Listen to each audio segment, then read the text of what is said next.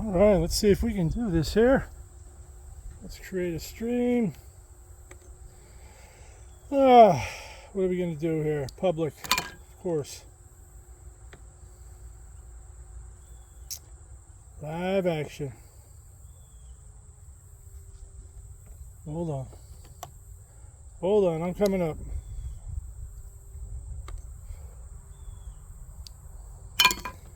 All right, it looks like I'm going live. All right, I think I'm live. All right, well then. All right, listen up, you primitive screwheads. This is my boomstick. It's the non-commissioned officer sword of the United States Marine Corps. We'll leave the officers out. We'll keep it somewhat simple. Keep it for the ground troops. Let everybody know what's going on. So it is the NCO Marine Corps sword. You got that? All right. Well, you can buy this baby on Amazon.com for $100 or so. And the reason why I got this thing, because I'm going to show you something. What's on this sword, given at the Battle of Tripoli in 1805, somewhere around there, early 1800s, 1805, I believe it. See that star? That's the Star of Solomon, Star of David. I got a couple other little cameras here. Let it be viewed. Let it be seen. Why is that star on there? 200 years of the United States Marine Corps. 200 years. Why is that on there? The only place you'll see this is on the flag of Israel. So there has to be a reason why it's on the Marine Corps. And that's what I'm going to talk about. I'm going to use this as a pointer. And we're going to talk about critical race theory in the world of God, but I'm going to put it to you in the way of science.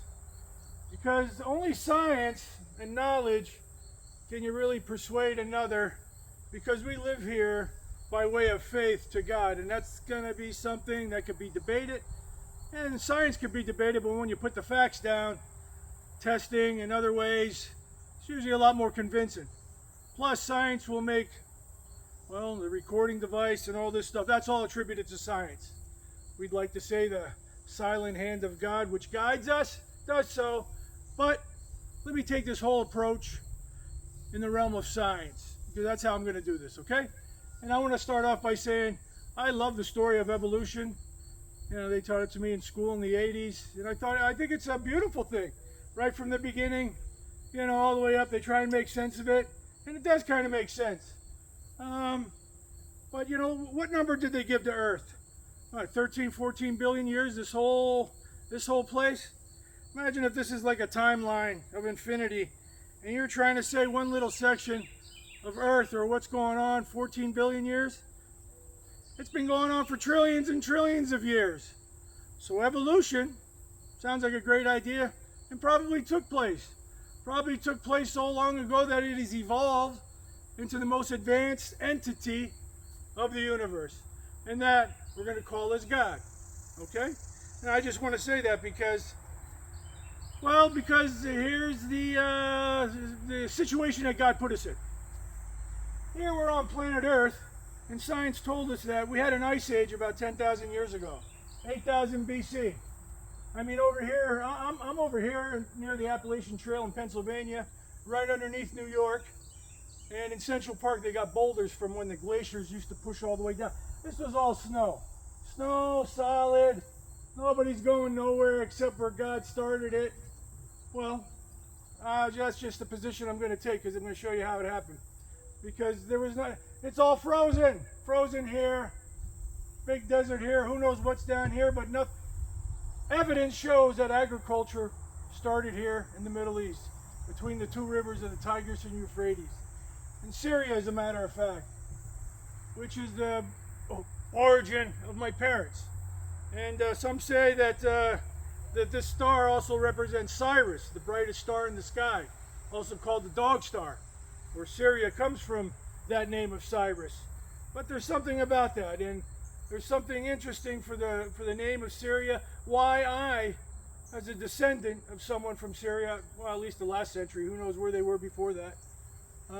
So I'm going to speak on behalf of that which is Syrian, that which is Ishmael, actually, in the story of Abraham, in the story of God.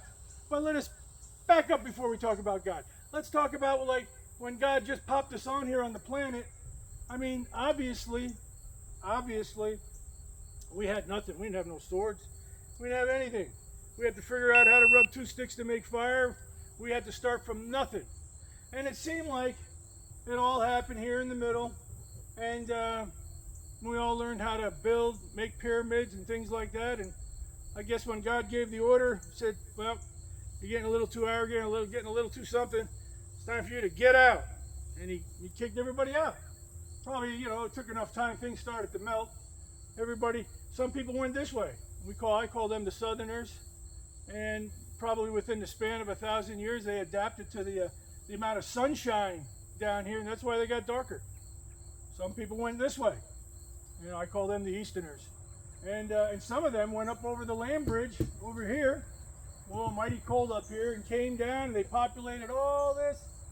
And they kept coming and kept walking, and they did all that. So that's the Easterners, you know. Even though the Easterners are over here, some call it the West, but it's, you know, like they're the original guys, you know. They came over here. Probably less than 1,000 years they walked. Probably in 1 century they did the whole thing. And then they had to multiply, they had to get to know the land. You have to try and conquer it. And same with the people up here, you know. Now here, this is something interesting. I want to talk about this now. Here's something interesting when something happened here. When the people went north, Northerners, only 4 kind of people really, you know. Here's what's interesting about this. When you come down here, and people mostly realize it's kind of a harsh area once you get past this desert, and once you get down here, well, you got lions, you got things like that. Very harsh environment. You can't even conquer it today. You're sitting there trying to do something, maybe work on trying to splice some electrical line, and I don't know where a lion comes zapping in and takes you out. Very tough place.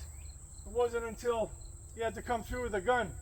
But let me come back to this, where when everybody left, we all had the same knowledge because we built pyramids and other architecture all over the world. So we're kind of the same.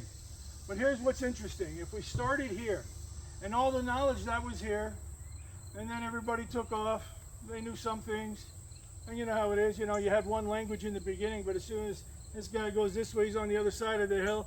He doesn't want to talk like this, he talks like that, so he changes the language. And that's what happened everywhere. Everybody's changing languages, adapting to the area. Hey, go ahead, live on the planet. Beautiful thing.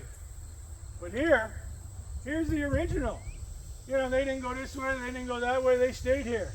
And they stayed, and they kept trying to make it better and better. And, you know, maybe Egypt, you know, Egypt had a lot of glory and somewhat building, and you know, then you had Rome and the Greeks and all this battling back and forth, and the Persians testing everybody, you know, back and forth, back and forth, back and forth. Here I want to try and show you something very interesting, how a lot of people don't understand how the race worked.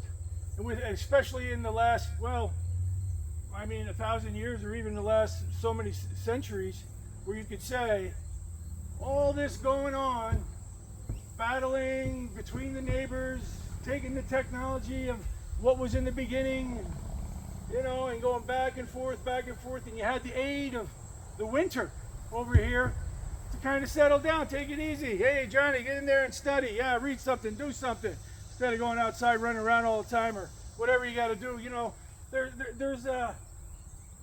it's like the environment gave itself to a people that if you could master the land after you killed off the animals, you had some beers, you had things in here, but they tamed the heck out of it. Imagine like the Romans or whatever, and they came into this area. Now imagine, nobody was Christian at that time, everybody was pagan. Just like some pagans still live in the world. You know, they live off the land, nature. That's what God's first thing was. Just respect everything, honor everything, you know? Well, something more of a discipline came, and that's what the Bible is, you know, in this area or wherever it might, well, let me just stick to this area, because a lot of people have controversy over critical race theory and how on earth did this happen as opposed to other areas.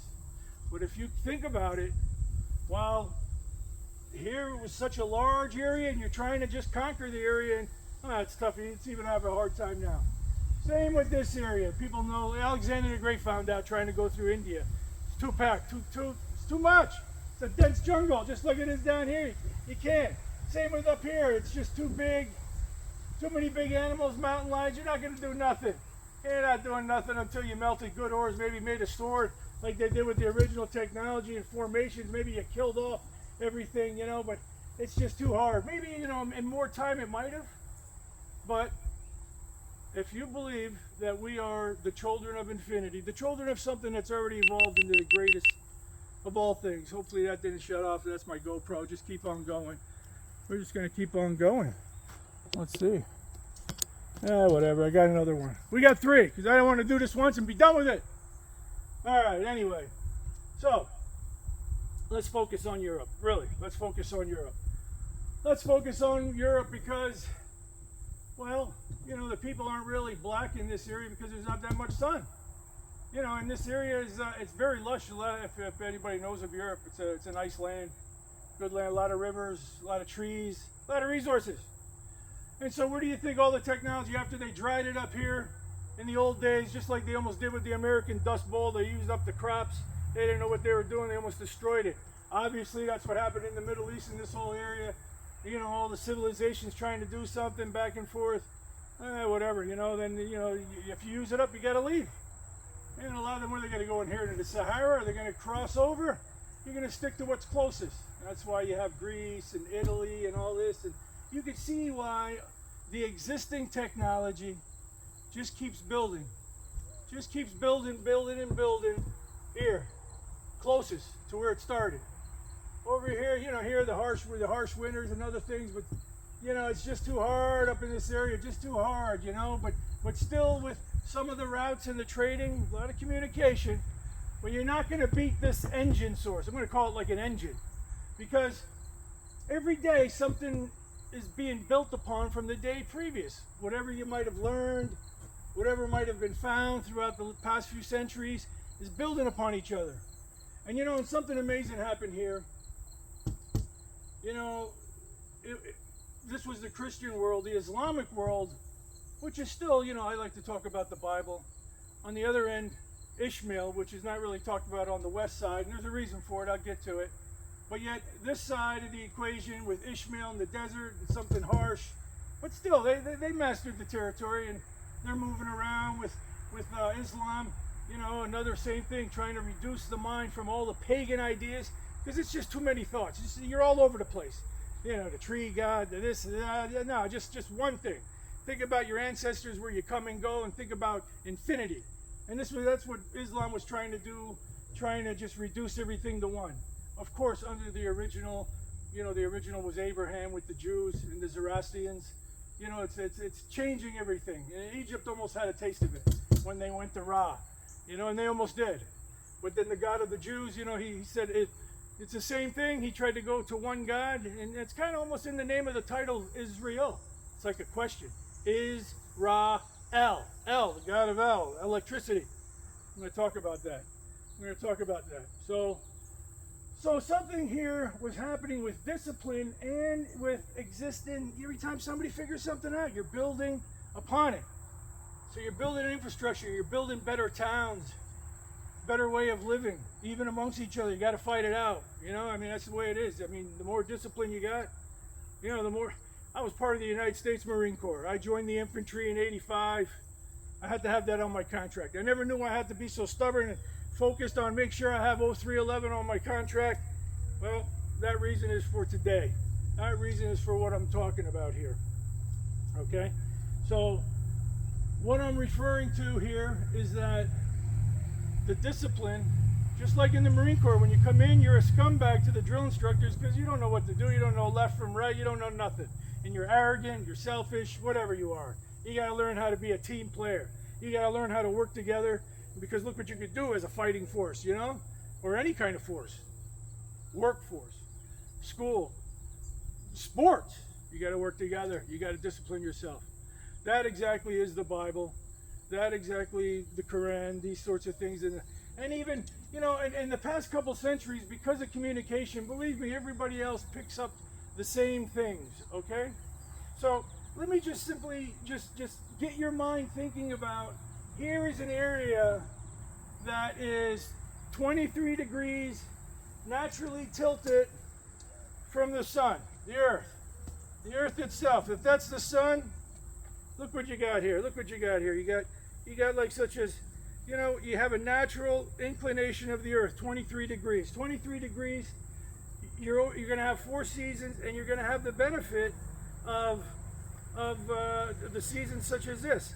If North America was something like this, you could see that it's tilted in such a way that the angle of the sun is going to come and skim off. That's why the sun looks so low. That's why it looks so low in the summer, or in the winter. But in the summer, you're pointed more towards it. You're pointed more towards the sun. That's why the sun's higher in the sky in the summer, in the northern side. So you can't fight the fact that the earth is tilted, and because of that tilt, there's an advantage. Well, to some degree, there was an advantage.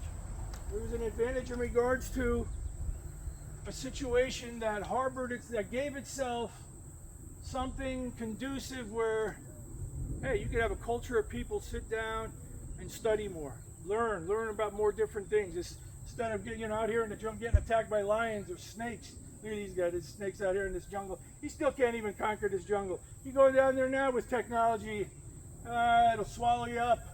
Same with over here. Look, they got alligators. They got this. It was too big, too big. It wasn't until, again, when the matchup came between Islam and the way, because they're battling again. That's how God he does this, you know, back and forth, back and forth.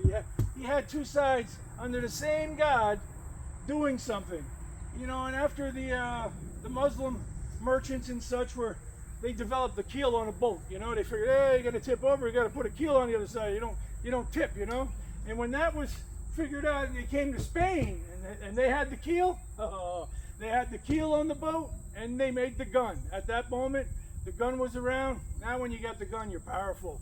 You can walk through the woods. You don't care about nothing. You're strong. You're really strong now. You don't care about Mr. Bear, Mr. Anything. You shoot him, you know. So now they said to themselves, you know what? We don't need to hug the coast. We're going to go right out there, and we don't care. We're going to go right out there. If it's a flat Earth, we don't care. We're going over, and we'll shoot our way as we're going over the edge. They made them bold and strong, you know, and things really stayed. And look at this is what they found, though. They found the Easterners who took off thousands of years beforehand. Let me bring something up here. This is the year right now. I'm talking 2022. That's 2022 years from the year of our Lord. This is what Rome said. The first America, you could say. America. You know, I'm standing here in America. But the first America was Rome, trying to unite different things, do stuff, you know. 2022 years ago, hey, I'm born in 65, my father in 38, his dad in the 20, I think, and his great-great-grandfather, you know, he was even 1900, and my son was in 91. So that's 5 generations. You can average, you know, it's around 5 per century you could fit. So that's 50 per 1,000 years, per millennium. So that means since Jesus was about 100 families. So the event here, that the unseen world of God trying to show something that's trying to unite, trying to take over the world, he's trying to teach us something. Something dramatic happened to this area that impacted it. And that story is the life of Jesus. Now, that had its way of working the culture, the people themselves, and again, every day, day in, day out, God gives you a chance. You wake up. If you love life, live it. Gives you, you know, there's natural ways of being, and you know, and you try and just live life. They're living life in Indonesia. I don't know, you know. I mean, there's still some tribes that didn't even get contacted yet. And you know, we have a lot of films from the early 1900s when all this technology and you know, and they found a lot of tribes. So we know how people lived everywhere. We were all the same, how we adapted to the earth, like pagans. That's the name, given pagans. You know, pagans is the old ways of worshiping the tree, the soil, whatever, that of the earth. And it's understandable to do so because we lived here, and that was the initial order by God when we left. You know, so you can't blame the people for having the religions that they have, or wherever, their ways of learning. However, you can't blame, well, that's just the way it is, you know. Something that's going to beat something else up, you're going to convert. Normally you convert, you know. And you know, it happens in a good way, it happens in a bad way. Not everybody does. You know, a lot of people know even in Egypt or Europe, there's still gypsies. They didn't really, you know, submit to anything. Same in Syria when I was there in '97, and they're all over the world. And even today, people falling out of religion for whatever reason. They just, you know, people go every which way like the wind sometimes, you know. But there's reasons for this, you know, why we do so, especially in today's time. You know, so much information, we don't know what to do. All right, but here I'm going to try and explain this, how it happened here in such a fast amount of time. 100 families from here. All the things going on planet Earth. Specifically, I just want to say that whatever was happening here was building up, and when they found that boat and the gun, ooh, they came over here and met up, and you can't, that's what people are going to do. They're going to take over. They're going to, well, why not? That's what you're going to do. I mean, it's just common sense to do so. And that which sees that which is stronger in ways of mastering the earth, it's like common sense, like, yeah, you know, you're the man. Now let me just, you know, bring me in and I'll learn under you. That's the way it normally is, and we kind of blend in. That's just kind of how it happened. And that is kind of what happened here. It's exactly kind of what happened. It kind of, you know, it went to this to what man does again. This past century with these wars. You know, with the pinnacle of World War II, 2 atom bombs over here in Japan. You know, again, the Easterners, they go over here, they can't take it no more. Maybe over here it's too much. You know, you're building a great wall from the Mongols or whoever, you know, you need this and that. And these people, they probably swam over there trying to get away, Japanese. You know, that's the way it is. But something important happened here. 2 atom bombs. 2 atom bombs upon civilian cities is a special marker in the realm of God. And I mean, that's going to be my opinion. You know, and all the things I know, and everybody got an opinion, and I'm going to tell you my opinion. I fundamentally believe that World War II itself, it was like the final call for wars to officially end. You know, like for example, when the war was over, when Japan surrendered and said, okay, it's over, there was still some guy fighting on one of these little islands here until 1970. He never got the word, you know, so it's kind of like that a little bit. Imagine we're doing all this fighting since the beginning. Cain and Able is like a story, you know, and why are people fighting? Why do we got to push it to the limit, you know? My answer to that, why you got to push it to the limit is, well, that's what will get us here to this point so fast. In the year 2022, according to the Jewish people who use this is the year 5,782, meaning they're going back 6,000 years almost. 6,000, so if you have 100 people since Jesus 2,000 years ago, it's only about 300 families, 300 generations up to 6,000 years. 6,000 years. 300 generations. We are the 300. We are. Since the last ice age, around something technical that happened, you can't, you know, how far are you going to go back all the way? My degree's in electronic engineering. You're going to tell me you're going to build some devices and you go back even further, you're talking millions, and you're going to confuse yourself. You should only just think about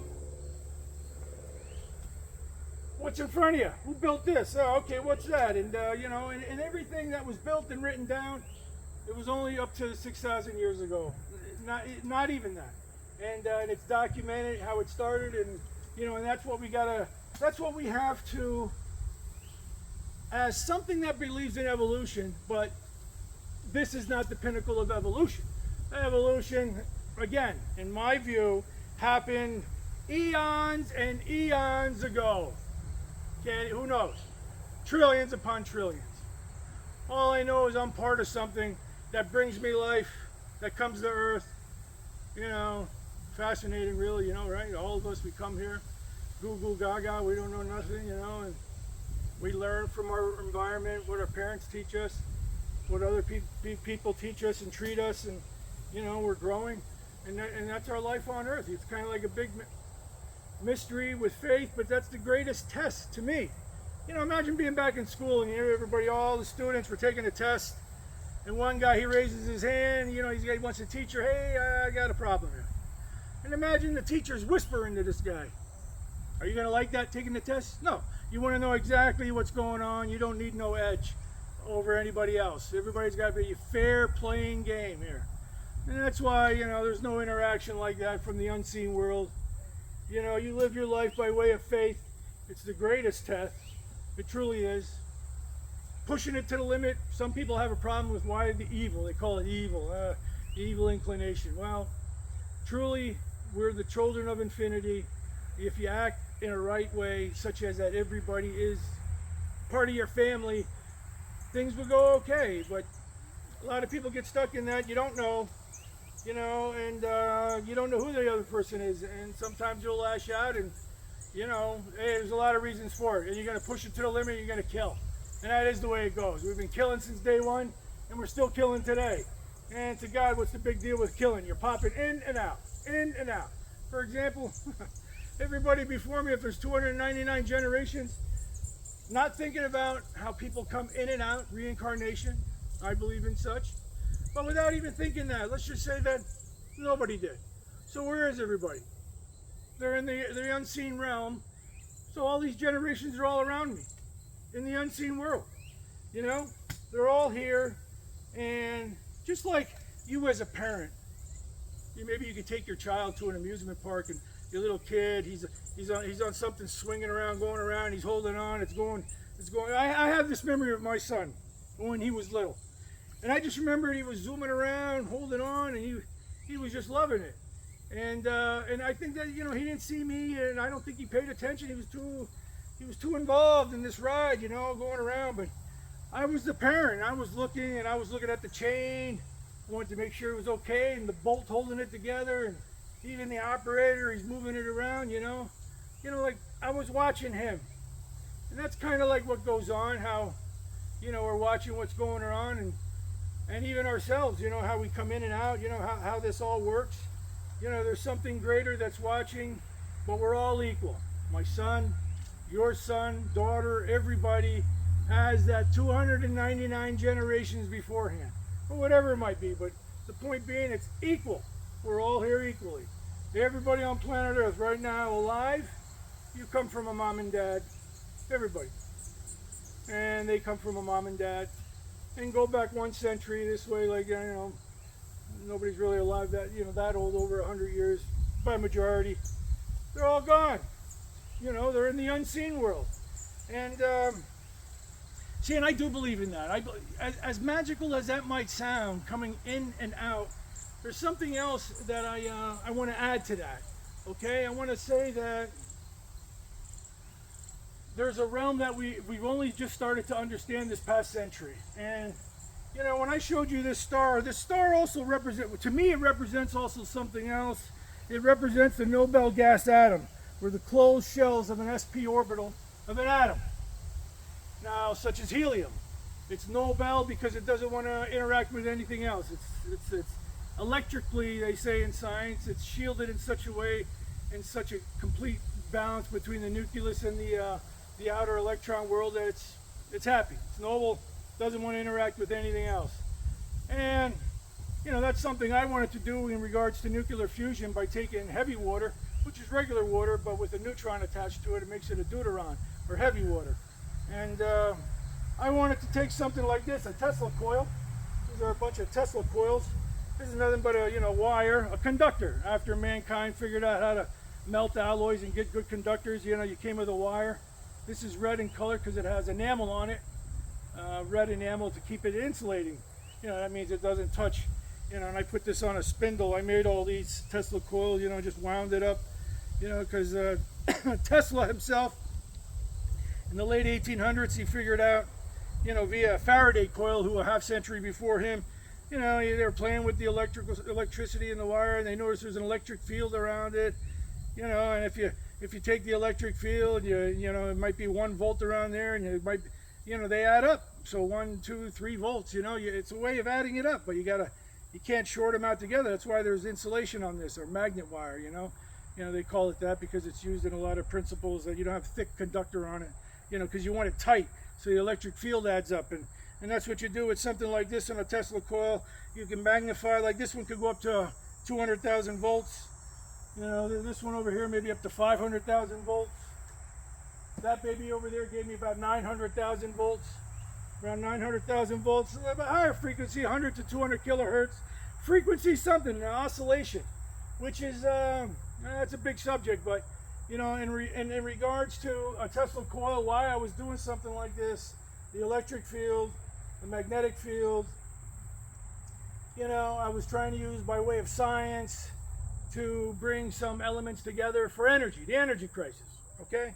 So here I wanted to discharge a Tesla coil on its output inside between electrodes. It almost looks like cold fusion, but it's not cold fusion at all. It's completely hot fusion. It's talking about the lightning bolt itself, within the arc itself, within the electric field, you know, with understanding of the voltage, which is speed of the ions and the pinch, and also with frequency, many variables. But in the end, it's meant to bring two elements together, such as two deuterons to make a helium and get excess energy. Nuclear fusion, right? That's what this is about. So I believe back in 2007, I made an experiment. I'm surprised nobody repeated it by now. But then again, you know, I thought of this idea back in 2001, 2, somewhere around there. You know, it was theoretical. I wrote to Los Alamos and Sandia Labs, you know, but they said they're busy with tokamaks, you know, and I didn't do it until YouTube came out in 2006. And I seen a couple crazy guys, you know, down under in Australia. I figured if those convicts on Smoko can do it, I can do it. So, you know, I was an electrician, so I hand built it. Tesla coils, I bust a move, I discharge it inside a water bath, but I didn't have that much heavy water, hardly had any. And I'd like to say that I bought it off United Nuclear from a guy named Bob Lazar. I didn't know Bob Lazar, that, you know, that guy, he's lying. He says that he worked on spaceships out in Area 51 back in '89, whatever, around there. You know, he's mumbo jumbo. I think he's just bullshit. I do. I honestly think it's all bullshit. Back around the same time, I was witness to a UFO myself when I was in college, and I'd like to say that where God took me with that, you know, even though I initially thought of aliens too, because I grew up on Star Trek and all this other stuff, and can't blame a human being for looking up in the sky and you see something, you think it's a ship, you know, and I initially did too, but God taught me something throughout the years. He taught me, well, let's just say like any alien, let's say the most advanced alien could stand here and he's right here. God said, hey, well, you know, like if you could just kill him somehow, just kill him in front of you, you know, just for scientific purposes here, and then he's dead, or she, or whatever the hell the thing is, where does it go? Where does its spirit go? This is what God taught me. He's trying to tell me there's something bigger than thinking about aliens in the universe. He's trying to tell you as a human being, because you're already the children of God, of infinity. Here's the amusement park called Earth. Yeah, you can push it to the limit. It might not be fun, but you know, some amusement parks, they got a horror ride. You go in there and they scare you. So in a way, the Earth, you know, it's like an amusement park, because you asked to come here. Some people say I didn't ask to be born. That's bullshit. Everybody wanted to come here. Everybody came. You came on your own free will. You came to planet Earth. This is what it is. You can live one day. You can live 100 years, whatever, you know, and you go back to the other side, the unseen world, and you know, that's up to God. He wants to cycle you back down or do whatever you got to do, or another amusement park. Who knows? Well, we're here talking about the Earth, and I'm here to kind of talk about why I have this conviction and strength to talk about how God's working with us, is because I was witness to some of the things in trying to study gravity and the electrical field, the magnetic field. You know, there's something with this invisible field. You know, so is there a possibility of other dimensions, which we're only talking about this century? How it's like a virtual reality suit. Why can't we be from another dimension and I'm controlling this body right now? Maybe from afar. Maybe I'm here, or maybe I'm somewhere else, like all of us, surrounded by all these by us in another realm. You know, sometimes they say ignorance is bliss, and sometimes I'll look at that as, you know, I mean, if you're part of something that knows everything completely, you know, maybe it's kind of fun doing something like this and gives everybody a chance to be number one again.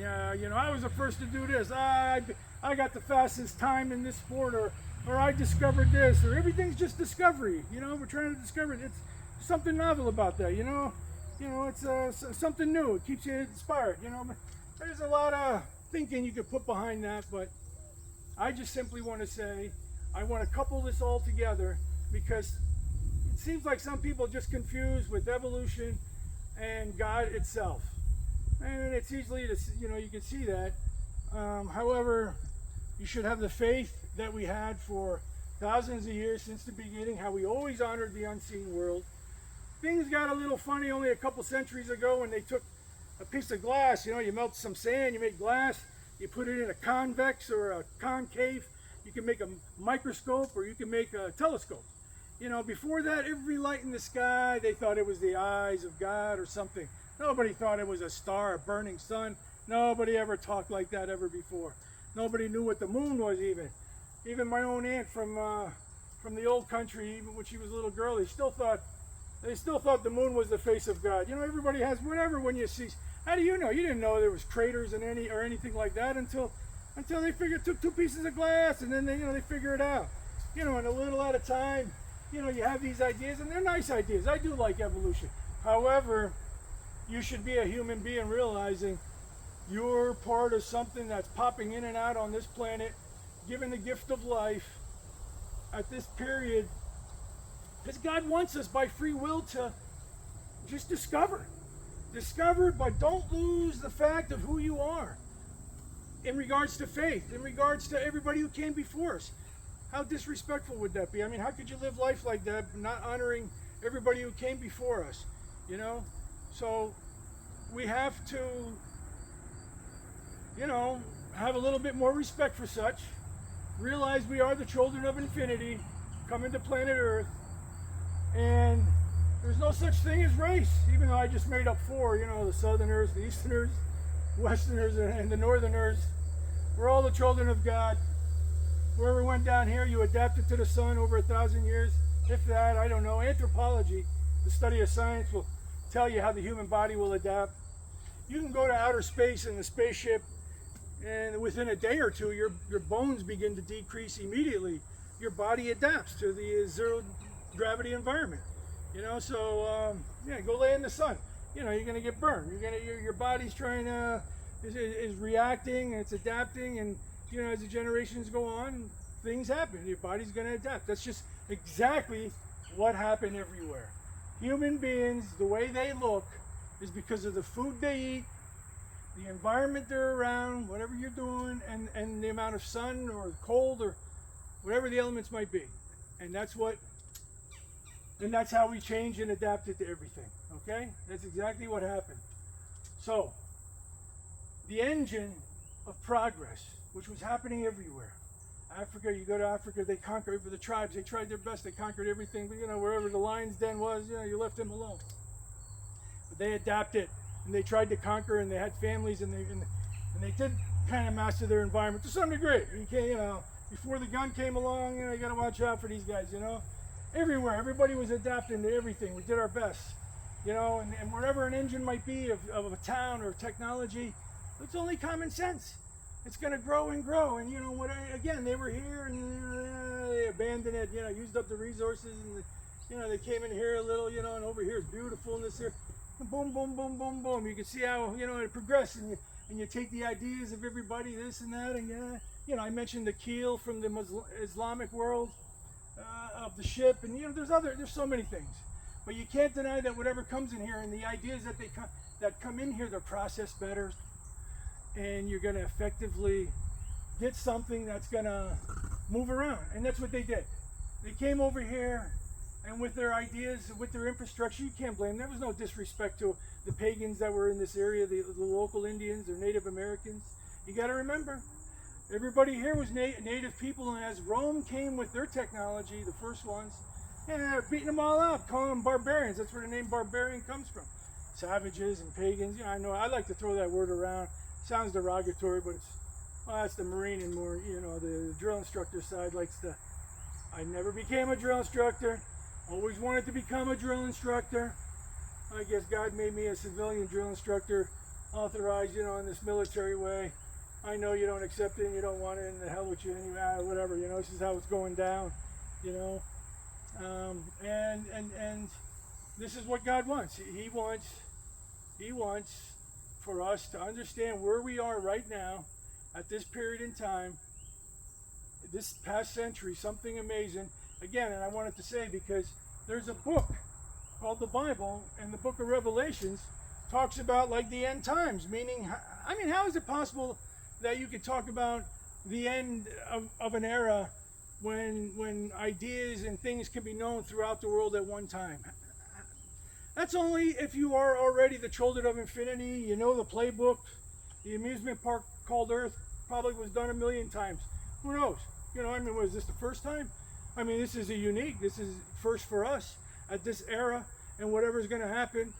And something amazing did happen with technology. We came to a point in such a degree that in World War II, which was the pinnacle of it all, with 2 atom bombs, with the Holocaust, to that which for the initial, you know, that was something to bring back the initial teaching of one God, from the Zoroastrians to Abraham to Isaac to Ishmael, you know, and the story goes. But you got to remember how God works.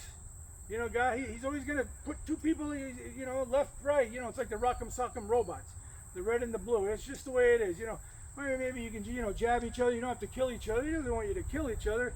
That's a resource. It's not good. But sometimes you get overpopulated because you're selfish, you're greedy, you do too many, whatever, for whatever reasons, and God's going to whack you out. That's it. He pairs you up, you fight. What's the big deal? 298th generation, you fought over here, you're knocked out. It's going to keep going. This amusement park keeps going. Keeps going. You know, you want to fight over here? Okay, go ahead and fight. You know, the world's still going, and God still wants it. And all the generations before us that has built up before us, they want it to go on. They do want it to go on. It's in the book of Revelations that there's an end of an age, meaning the end of this ugly side. How can we be the children of infinity when we can do such evil acts, such ugliness? And well, to me, again, you know, the United States has an army, a military, knowing that there's something still going on. Everybody got a military all over the place, so it's obvious.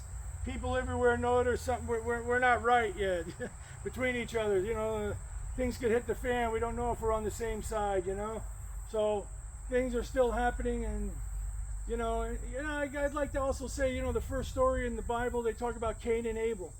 You know, and I just want to say maybe Abel wasn't so great. Maybe he was a hot shot. He did everything right, but he let his brother go, Cain. He realized, well, maybe he was a little retarded or something. I don't know. He's a little slow in some things. He wasn't that good. So instead of trying to help him, he just does everything on his own, Abel. So who knows? Maybe there's something to it that you're not so good. You're not so righteous. You're not so great. And God has a way of equalizing both of you back and forth, back and forth. And that's where we're at today. Back and forth, beating each other up, back and forth. Something's extremely amazing. 2 nuclear bombs, because you got to remember there was some vaporization. You know, what actually happened there, and you know, I just want you to know from God's realm, he took everybody off. He took everybody off. Here, hold on, what's going on here? Well, you better keep going here. What's going on? Keep on going. Why is it finished? Hold on. I'm going to keep talking. I'm going to keep going. All right. I'm going to write part 2.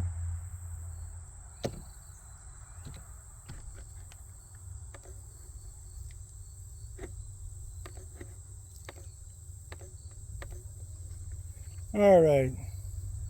My live stream ended. All right, there we go. Live stream. Here, I got to do this again. I got a couple cameras up. All right, I'm live again. Live stream. All right, maybe I'm back on again. Part 2. I didn't finish everything I want to say here. I don't know where it shut off on that, but, well, let me come back to that. Trying to talk about where I believe, you know, World War II was declared to be the end.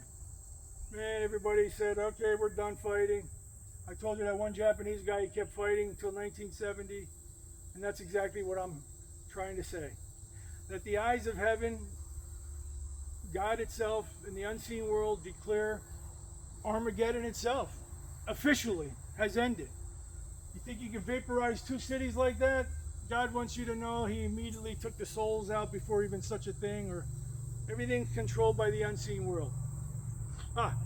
And I'd like to say about the unseen world, to give it, once you think about the UFOs that have only been accepted by the U.S. military in the past year, it's being, how you say, introduced to the public, because there's something else going on that even the governments don't understand, the military, and that's the power of God.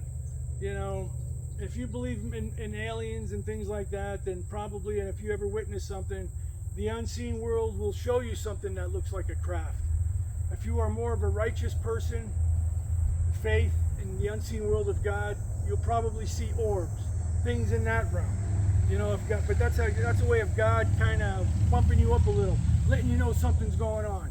Just like today, the public thinks, hey, something's going on out there with UFOs. What is it? What's God trying to tell us? Well, I'm here to try and tell you what's going on. I'm here to tell you that the unseen world itself at the 300th generation is saying, well, you've done well. You've done well, but something interesting has happened here. Something interesting had happened here, and you can't deny that which is the winner. You have to give it credit, and you have to look at that. And America was the winner of such a war. America was a place that is, well, even though some people would like to say it's mostly the white people, it's a white race. Initially, it might have started by predominance because, again, the engine of technology in the majority, it was in this area. It has nothing to do with race color. I mean, it's just the way it was. I mean, if the earth could somehow been tilted 23 degrees the other way, crazy as that might sound, that this area here would be filled with, you know, the same situation but opposite, would be all the white people would be in Africa and all the black, because of the sun again, would be up in this area. It's just the way it is, the way the earth is tilted, and because we are the children of infinity from day one, we're going to struggle and master the earth. That's what we're going to do as human beings. And in 300 generations, and very fast, the engine was pushing, and that engine came and made something called America. America is meant for all the people. It is. We all know that. It's meant to try and be for all the people of the world. And that's what America is, which was the old Rome tried to be and tried to submit to something that was in the name Jesus. In the realm of God, this name Jesus. Jesus, which is predominantly for America, which may be represented, and I, as a scientist, I mean, that's how I look at life, by way of science. I mean, you can't deny the impact, how it did so in a culture. But not only that, I want to couple it to that of UFOs and something amazing, the unseen world. You know, Jesus, it talks about the virgin birth, which gives credibility or credence to the unseen world, how it sends your spirit in and out. You know, or raised from the, or miracles that happen, or being raised from the dead. Amazing stories, but isn't a UFO? I mean, how does it just completely outwit everything, be there and then not be there, popping in and out? I mention electricity and other things because these are invisible forces of another dimension, but they're in front of us. We know how to manipulate some properties. You know, we don't know about our soul. We don't know about intellect. We don't know about how some people believe that they can communicate with a twin somewhere else. So many things. But this is the century of seeing that, you know, of uncovering so much. And we're really at a cusp of so much more technology and more ideas, but God's not going to allow it any further because it's like a bottleneck going on right now. Like, everybody's pissed off. You know, the Christians in this country, you're trying to be respectful. They shied away from Christianity because they're trying to be respectful to the people here, you know, or people down here. They're trying to be respectful. That's what the Soviet Union tried doing. Oh, okay, you know what? Well, you know, nothing's nothing, and you know, we're just all the same. We'll do it this way, and maybe they figured they could provoke God too. You're not allowed to provoke the unseen world. You don't get nothing. I have no special. There's no flaming rock told me anything. I'm the same as everybody else. I pick it up on dreams. I pick it up on just whatever in life. You know, nothing. No alien came down, or no special voice talked to me. Nothing like that. It's just seeing the world as it is, and how we all collectively speak about it. But for you to deny, anybody to deny what happened here in America was truly the pinnacle of such greatness. And that all ended at World War II. And everything after that, well, pretty much, that's why morally you could say everything started getting even worse. Not that it was it wasn't perfect before, or maybe no such thing as perfection in the animal form. Well, at this stage of the game, but what we got to say is that things have been decreasing and getting worse. And I started by this whole thing by saying, well, I guess I believe I represent Ishmael. You know, I live in America.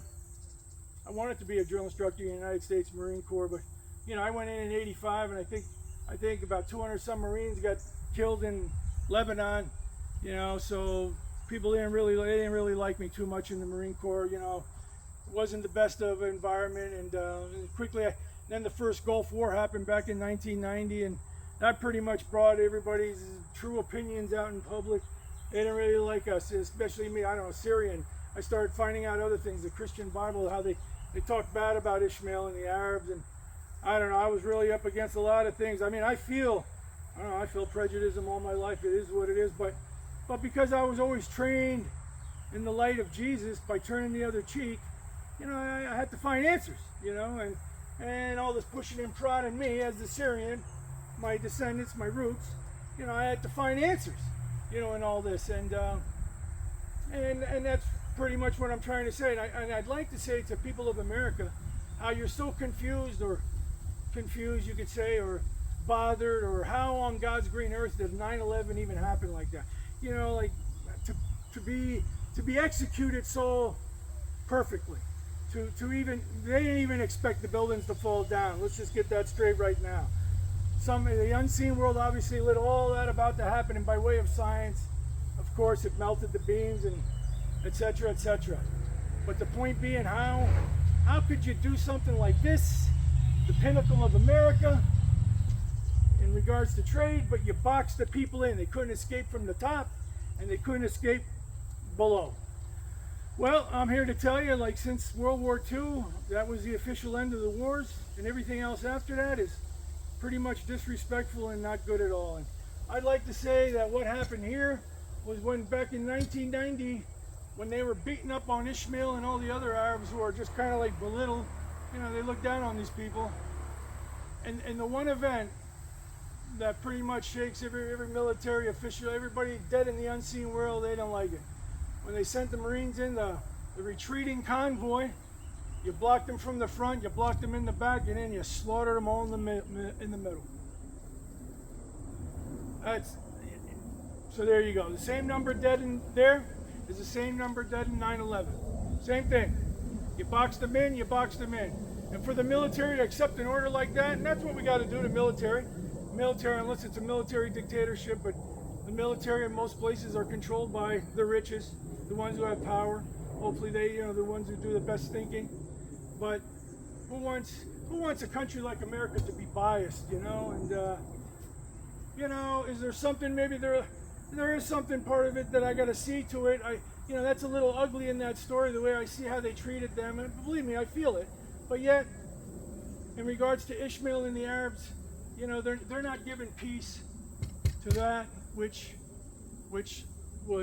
left 2,000 years ago. This is what the Arabs need to understand, to welcome their Jewish brothers and family members, because that's what's going on.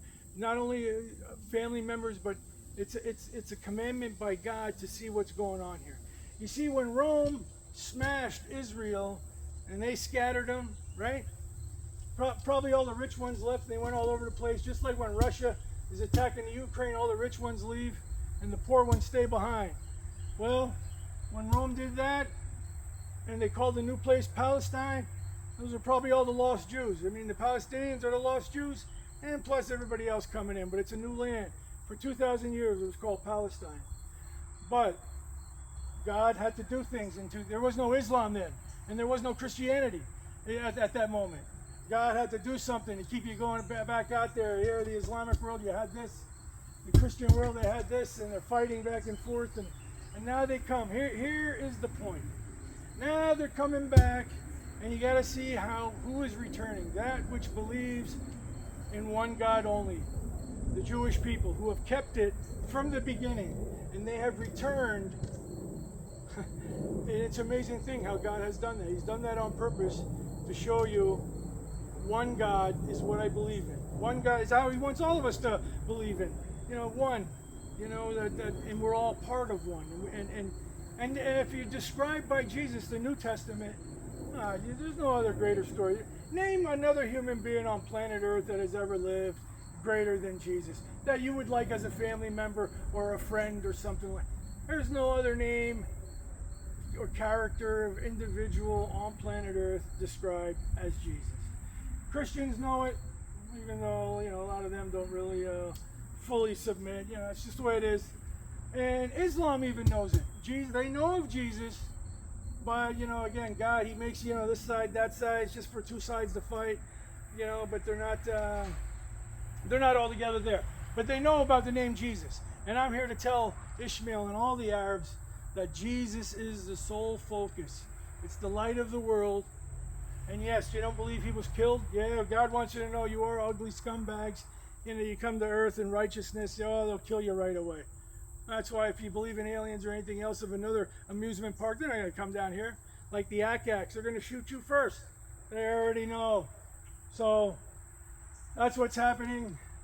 The Arabs need to understand, they have to understand this, that they are their ancient, this is a commandment by God. No more killing, no more pushing, you got to make room, you got to let this happen. Doesn't mean you push out the Palestinians, doesn't mean you make another Exodus. I mean, how many Nobel Prize winners does it take to figure that out? Or all of America so righteous and so big shot is, you know, you can't even figure that out. You know, you got a story of Abraham, Ishmael and Isaac. Ishmael and Isaac. And you can't see that it's all under the same root. How maybe this whole big thing comes around, and, you know, and it's starting to communicate. You can't see that. You know, that is exactly what's going on. I was born in '65. It seemed my mom and dad had a honeymoon in Syria, in Damascus, which means they visited a special mosque over there where John the Baptist, part of his body's there. So obviously I was there. And then somewhere halfway in that flight, halfway in that pregnancy, in the oven, he took something, a new invention called a jet engine, a jet plane, probably around for a few years, and that brought me from here and brought me over here. Another, you know, something again, never before, 300 generations. Here we are in this century here of all this amazing pinnacle of such. And I land here, and there's something fascinating here where I'm standing right now on this ground.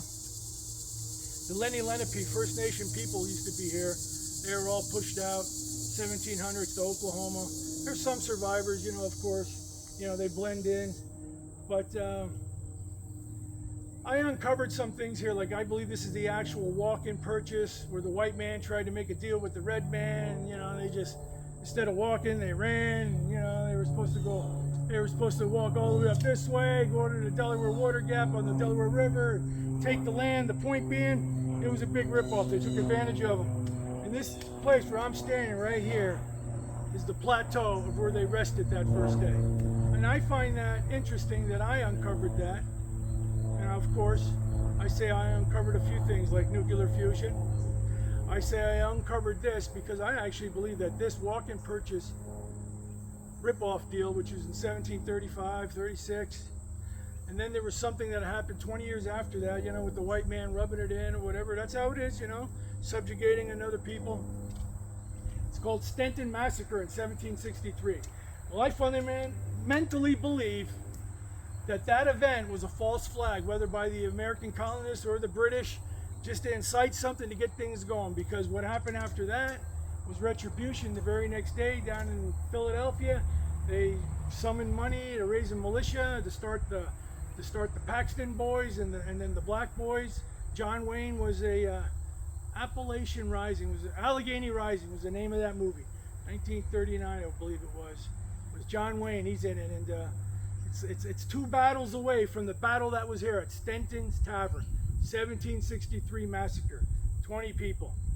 Let me tell you how it started. I guess supposedly there's a street right down here named Jane Horner Drive. You know, they didn't make matches until the 1800s. So when the fire went out, she didn't have a way of heating up the morning bagel or whatever, morning coffee. So she walked out and she walked up the hill to where Stenton's Tavern is. which I believe actually is my house, part of it, the old ancient parts of the building. You know, it's going to take a little while to kind of figure things out, but definitely on top of this plateau.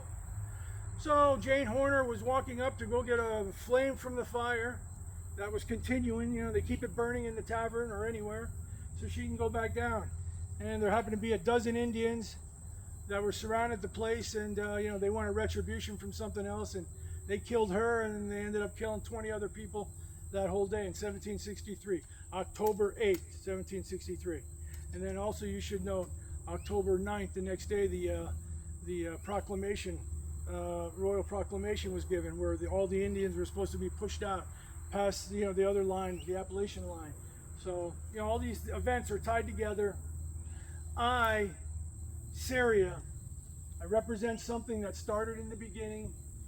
Hey, science taught me that a long time ago. In the plains of Syria, agriculture first started, and then technology started. So, and Cyrus again, Cyrus, the dog star, okay, the Semitic star, the Star of David, the Star of Solomon. There's something going on with this guidance. Again, with me, with science, trying to look at it in some ways. But I come here in this new technology after how many years, thousands of years, a connection. And I land here with the first people kicked out from the temple from the first time. And I come and I see that, an injustice. You can call it injustice, and you can call what I'm going through with injustice. But you know, it's when things like this happen, you turn the other cheek, you do what you got to do. You go back and forth, and you're just trying to raise the level up of ideas, of knowledge, of everything, because we came here with nothing. Nothing except life itself. Everything was around us, all the living creatures and the plants. We had to make everything, and here we are. You know, we're using the collective energies of all the people throughout the world. We have a nice little database of an infrastructure that we're putting together. You know, it seems like it's a shame, like what's going on now. A lot of people disappointed with Russia and the Ukraine. They thought they were two brothers. To some degree, nobody's really a brother. Again, everybody fights. Even the family fights, you know, within. If you don't got things going on right, you're not working it right, you're not on my side. That's the way it goes, you know. But there's a reason for this. And people who truly remember 1973, that's when the United States president declared an energy crisis since back then, you know. So this has been going on for a while, where energy is the key, and Russia's going to make a grab. Hey, America's making a grab here. Yeah, you know, I mean, I guess if they could have been nicer to the Arabs or did something, they could have made better deals. Or, you know, but there's just too much arrogance. That's why it never worked in Iraq, didn't work in Afghanistan. You have this ugliness to you that's in America. There's something about my ways better than your ways. You ever watch two people fight, even in a boxing match or something? I mean, you know, they can go back and forth, one round here, one round there, one round here, and then maybe one round, then the guy wins, and then he sits there gloating like he's the greatest thing on the planet Earth. You know, like he's just rubbing it in, but he just barely won. That's pretty much what happened here. Everybody's the same.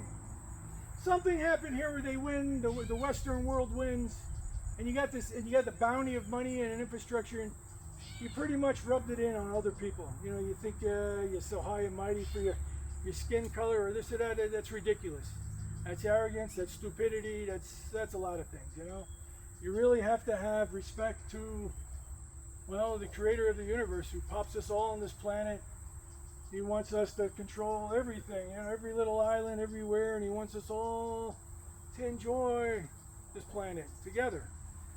And so if you want to ask why, you know, why God let that evil part in there, or the evil inclination, or why you got to push so back, you know, without having any of that, we would have never drove this fast. We wouldn't be here at this stage right now with a video camera doing this 300 generations later, from nothing to such a thing. But it takes time. You can see it. Look what it's like to raise a family, you know. Again, something from prejudice busted up my life. I didn't get to see it. My son's 3,000 miles away since he was a little baby. I didn't get to see all that cool stuff growing up, you know, watching it. You know, I have some friends and I have some family members, and you know, you watch how slow it goes, you know, like maybe if you see them on the birthdays, you know, from the age of 1 to 2 to 3 to 4, you know, it's a very subtle process, you know, real slow every day, day in and day out. Everybody all over the planet, how we're going to teach everybody something, you know. It's a beautiful thing to see how, you know, the formation of a human being, you know, what language you're going to speak is what we teach you, and religion and everything else, truly. So what is the right religion and what is the right way? And well, I would say that if we are the children of the creator of the universe, he never left us alone anywhere. He gives us our free will and our life and let us live our life. But if there's something going on in the engine, he's going to let it be known. And to me, that was known in the name Jesus, that particular type of personality that God's trying to say, I love you as a father to a child, but you know, you can go ahead and die in war or die on a cross, you know, until you guys figure out how to make it. You do it. You know, how do you want you don't want help from anybody. We don't want help from the unseen world or UFOs or whatever. We do it. We've been doing it since day one, and we're doing it now since day 2022 the year. And we're to accept those 2 nuclear bombs is a significant event in regards to what at the level of we're at this on this planet. The Holocaust itself, because that represented evolution, believing that we are the pinnacle of evolution. And if we're going to believe we're the pinnacle, like eugenics was trying to teach, and a lot of people were saying this, yeah, this is it, we're evolution, we want one race greater than another. Why not say that? And that's what Germany did. They were the first to embrace it. Yeah, if that's what you want to believe, science, you're going to believe this, then okay, that's what we'll do. And one race greater than another. So Adolf Hitler had to do what he had to do. He was pushed by God, the forces, to show off that's what you want in the world, go ahead. And it proved to fail, which everybody must say evolution then fails from such a thing. To even continue to bring it back is just being ignorant to everybody who died in World War II. Dying over the principles of evolution, of eugenics, of one race greater than another, or whatever it might be, all these different races. No.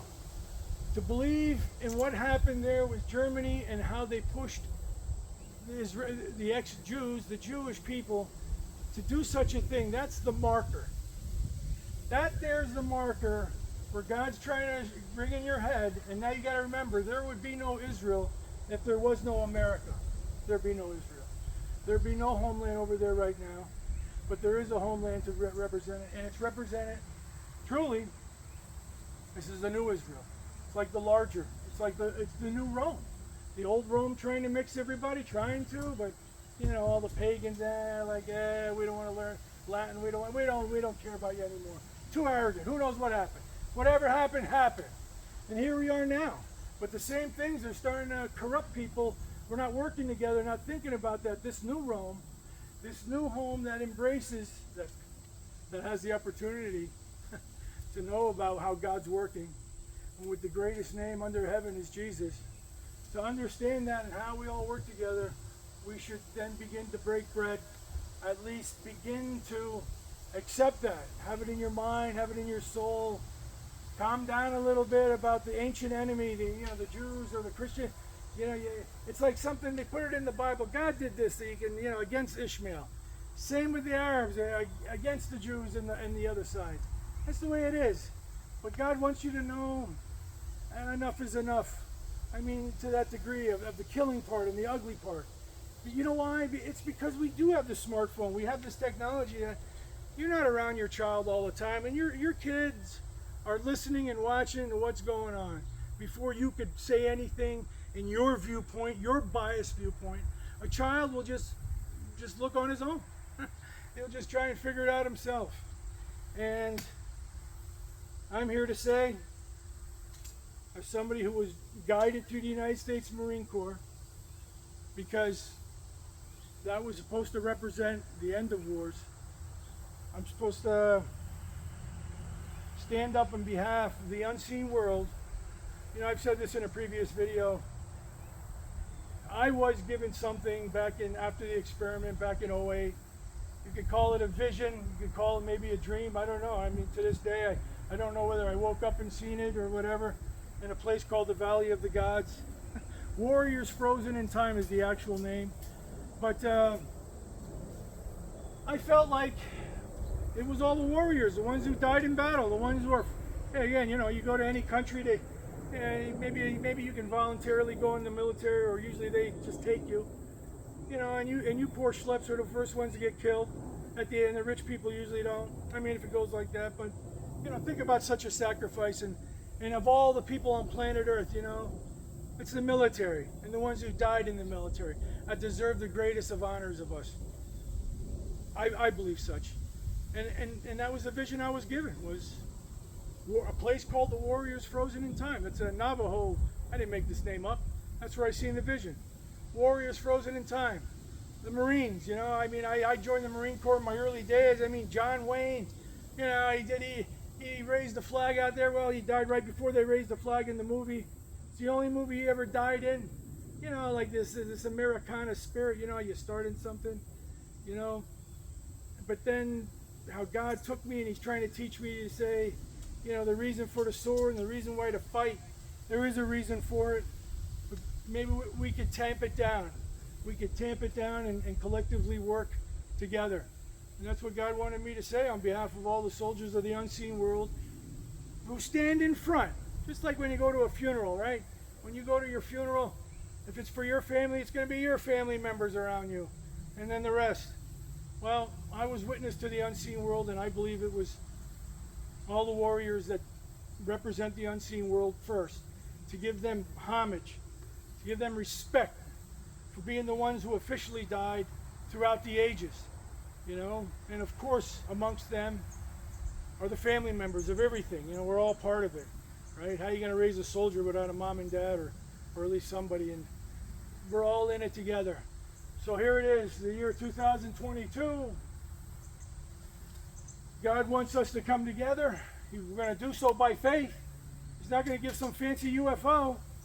You know, he's got China rattling the cage over here, you know, energy, and Russia with energy, and here I am since 2007. I believe I solved the energy crisis with such a thing, a device, yeah, whatever, you know.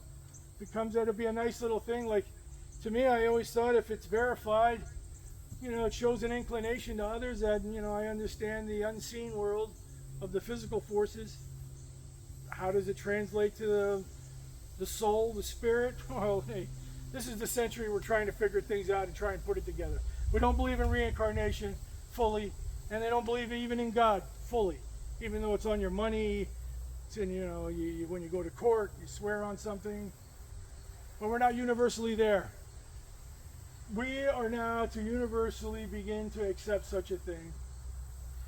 And you shouldn't fight that which is America. Because America truly is the children of all the nations. Wherever you came from, Africa. You know, they came here. You know, and I'd like to say, God bless the black people of America. How for whatever reason, how slavery was going all over the world. The Jews would tell you about slavery in Egypt. There are slaves in every nation, and it's what you use with another person. You call it slave or call it working. Even going to work today, we call it being a slave to somebody. But something happened where, hey, the Indians fight against each other. Everybody fights against each other here, everywhere. Same over here. And when the ships were going back and forth, they decided to give some to somebody else. And that's how a lot of them got transported on ships. They're like, you know what, we're conquering places over here. It's too hot over here. We can use people that are adapted to the hot weather. That's how it happened. And they took it from here to there. And the black people, which pretty much got a ride and got to, and along the way were able to stop their pagan ways and learn something different and come up to speed, you could say, of that engine that was building continuously. And they've done a great thing. I mean, you know, I know how prejudice feels and how you might not be given a chance just because of the color of your skin, and you know, because I had a funny name that's Arabic, Suleiman. You know, I could never hide it. I look like the white man, and you know I do. You know, I could blend in, and I always had a great time. America, I loved it. This is a great country. You know, but as soon as my name came out there in the military, school, work, there were some people that, you know, they got that clamp, the Hatfield, what was it, Clampets and the McCoys, whatever, or whoever, the Hatfields and McCoys. People who believe you got to keep fighting with your neighbor, back and forth, Arab and Jew, whatever.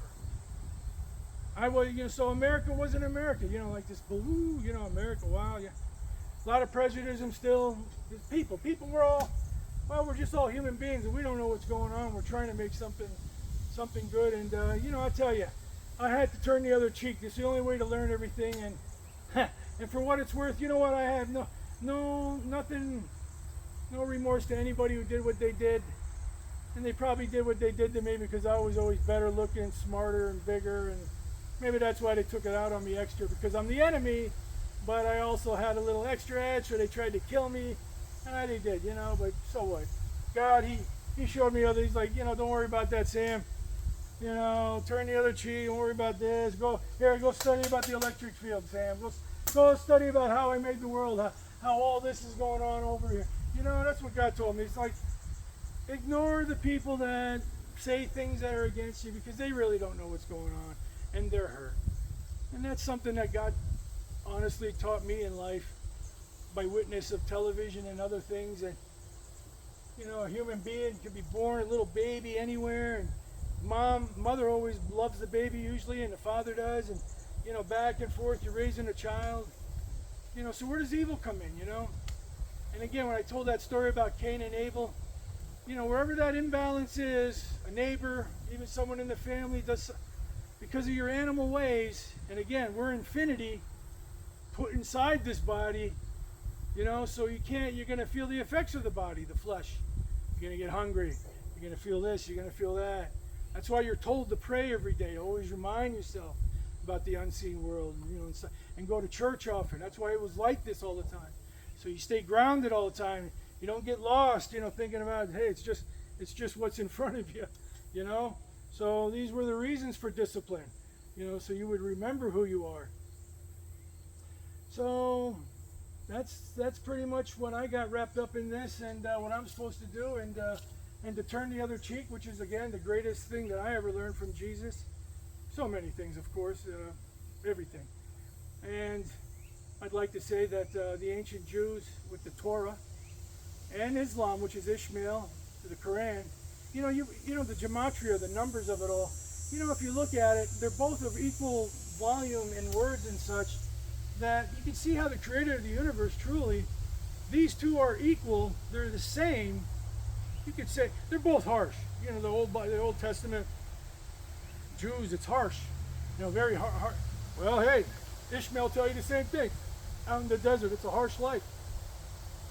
Christianity, it's still a harsh life, but there's another side to it that shows the loving side. There is a softer side, the family side can come into it a little bit more, but with that understanding of why it is rough out there. I mean, I was watching a rabbi just the other day trying to speak. He's on YouTube, and he started getting very uncomfortable because the air conditioner wasn't working. So he's getting air. So could you imagine trying to do something out in the desert with no air conditioning? Could you imagine trying to do anything here where it's completely hot? And how you gonna do some of the things that are more refined? So there has to be an understanding of that which is in nature, subjected to the brutalness of it. And sometimes we're a little brutal at it. But if we're here to tame things down and to respect all those of every color who tamed the entire earth, because when they came here, they were able to go across quickly because with their native brothers who were trying to make peace with some, fight another, but hey, they tell you where everything is. That's where this is, the ores or this or that. But they were able to conquer it real quick once you came with the gun. Because that's the engine. Once it came to that pinnacle, you had to conquer everything. You had to get rid of these animals that want to knock you out of the equation. And that's pretty much how you should view what's going on this planet. There is no race greater than another. No race. There is no benefit. God did not do anything to anybody that will give you an advantage except have faith in the unseen world. Have peace with yourself. Try your best to blend in with society, to be a supporter of the society, and the society itself will give you work, employment, anything. Help us, and you help each other, and you make the community grow. You make the local engine grow wherever it might be. So, what's going on now in the new Rome? new America, the new Israel, we have to accept evolution in the realm of God and understand we're all part of this thing, and we're around the 300th generation, and we need to begin to break bread, because what we are now is pretty much a pathetic, it's disgusting to the realm of heaven. Think about this. You think there's going to be anybody greater in the military like the Nazis were? The way they dressed, the way they did everything. That was the best. Everybody in the military knows this. It's the end. There could be nothing greater. You could have more military, you could do this, you could do that, but you're just getting lost, and it's no good. Look at the military they talk about in America. They don't know what's going on with gender, and a lot of them, they're getting drunk. Well, it's somewhat traditional to kind of bust it up in the local town, but can you blame them? They don't know if they're going to war the next day. They're running around. How are you going to get married to have a family? They're just trying to leave their seat anywhere, and some of them, it's just a rough world. How do you expect to be peace on the planet, talking about something good, when you still have the militaries all over the world? I'm here to tell you, the unseen world said, no, it's done. What you did, World War II, I was the greatest of the greatest. No other militaries got you. You're not going to impress nothing. There's nothing else that has to be in regards to the military. Yeah, you can make fancier bombs. You can kill more effectively. But you look like a moron, like you did when you boxed in retreating soldiers. You're disgusting. And so flying planes into buildings, that's disgusting too. Because everybody, we want to be disgusting, back and forth with this ancient hatred. You're just going to continue to cycle over and over. And I'm here to tell you, you got to bust that cycle. You got to just break it. So I want to say to everybody, I'd like to also make a mention right now to everybody who's in prison, all the jails, and everybody's in prison throughout the world. You should understand this. You're being fed and you're being housed. How amazing is that? Here's an environment, you're being fed and you're housed. You just think about that. How your fellow man will do such a thing. Can you blame them for wanting to lock you up because you're doing things that are destructive? Oh, I know you have your reasons why you do things that are destructive, because it's not fair. It's true. However, this is how it's going to happen. A magic show. This is the first time I'm going to talk about magic, and this is how it's going to happen in every prison throughout the world. Where everybody who's in prison, you have to understand that the Creator himself in the unseen world is talking to you and trying to tell you yourself to break the cycle, to end it. No more gangs in between each other. No more trying to force another person by way of violence. Back and forth. This gang, that gang. It's time to end it. It's time to be just like when you were a child and you heard the good words, from your mother or your father, even from the holy words. It's now you. You are the generation, the 300th generation on this planet. And if you're locked up, you have a chance to just end this cycle of violence. Just stop. Just be a loving human being to everyone while you're in there, and before you know it, the magic will be, the guards will simply just walk away. What reason is there to keep you guarded? In time, there's going to be no reason to have such a thing. When you have this in your mind, And there's a lot of people trying to escape coming out of here, MS-13, a lot of other things, but it's all over the world, because your hometowns are just getting inflicted too much violence. It's too much violence. Well, violence to some degree is what made the world, trying to get the resources, trying to get the airplane, the trucking industry, this and that. We have now attained such a thing that we could calm it down. You want to fight? We can do UFC, you can do a boxing match, you can test each other in such a thing between each other. But this whole thing about backstabbing, hurting one another, dominance over another, you have to remember at all points right now that you're being watched at all times.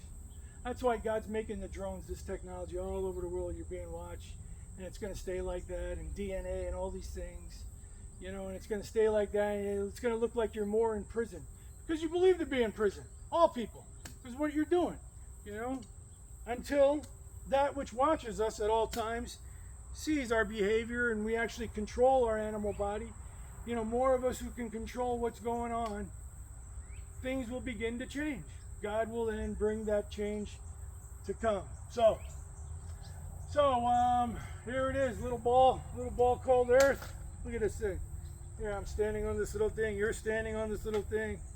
Here, you got about maybe about as thin as my sword. You know, the atmosphere. Then it's all empty space. Isn't that something, huh? And we're down here, and this is an amusement park. This is God's realm, and He makes it. You know, you can have your big mouth doing this and that. You know, you better be respectful to one another, because there's 299 generations before you, mothers and fathers and everything else, and we're all watching each other. We're all watching each other. We're all watching this planet, and you know, it's in the book of Revelations. It's supposed to be the end of the age, meaning an end of somewhat of this, the evil part, Satan. Satan's a drill instructor. He's the global drill instructor. That's what's going on. It's a global drill instructor. He's going to enforce it. He's going to test you. You think you're so nice. As soon as you're tested a little, he sees that you are weak. The testing, that's what's going on, and it's been cultivated for 300 generations now. But they're in the book of Revelations. God Himself says we can retire them. You take the drill instructor, say, yeah, we're done. To some degree, you know, it's enough of that. And maybe, you know, in the hearts of a lot of us, that extra to want to grind it in another to hurt people, it'll begin to go away. It'll begin to go away because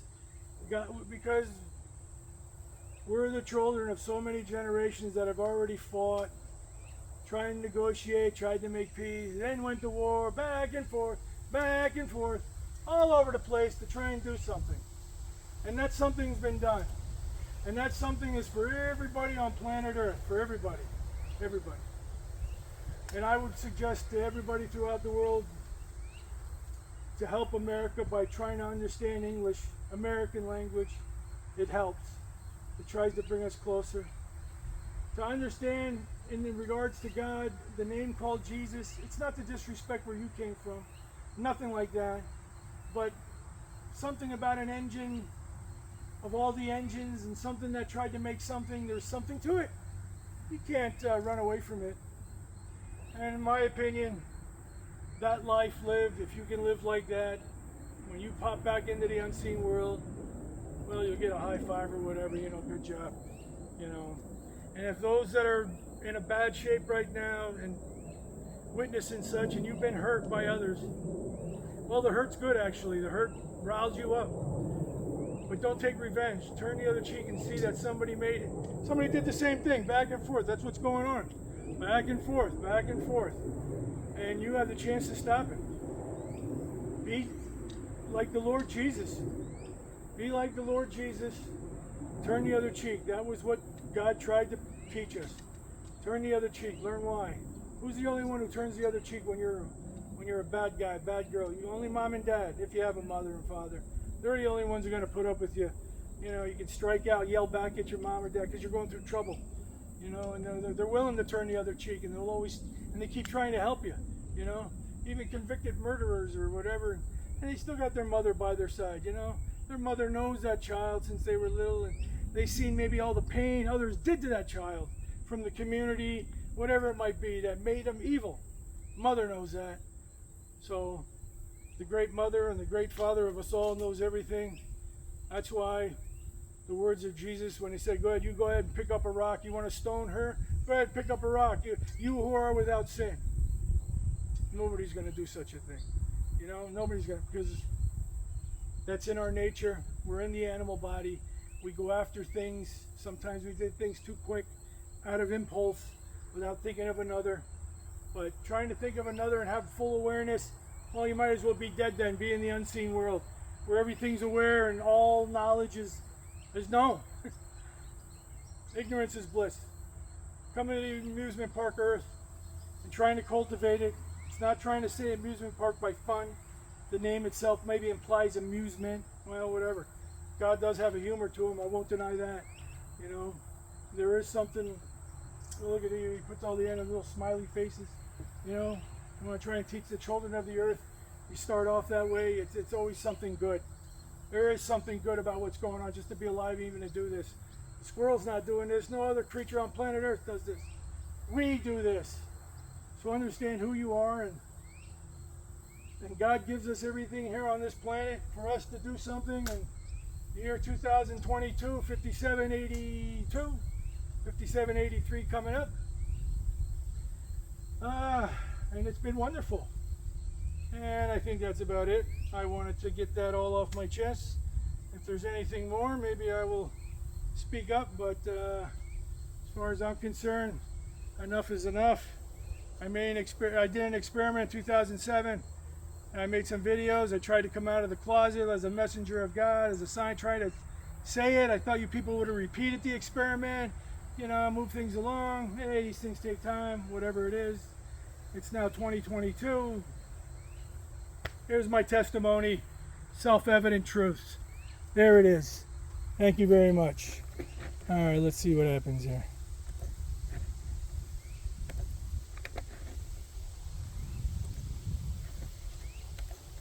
Let's see what happens.